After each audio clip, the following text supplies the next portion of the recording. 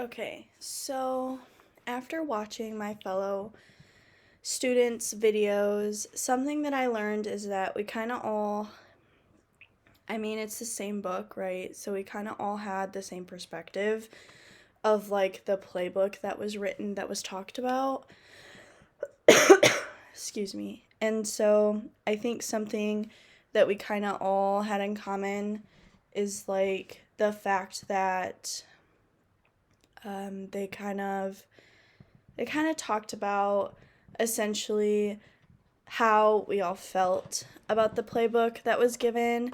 It talks about having vaccines available for rural and urban communities, which is a very important topic, especially what we were talking about in our other discussion board. And I think that information that we just learned kind of solidified everything that we needed to know about the playbook that was at hand.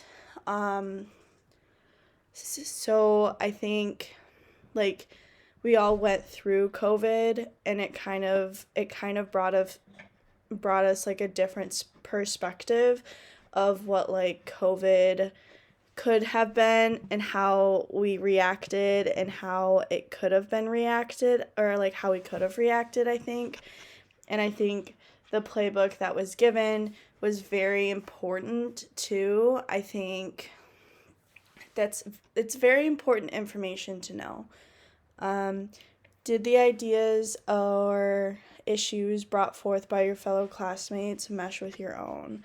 I would say personally that it did mesh with me, with what I thought, and I say that because even though COVID was kind of like it was all a shock to us. I don't think any of us were miraculously ready for COVID.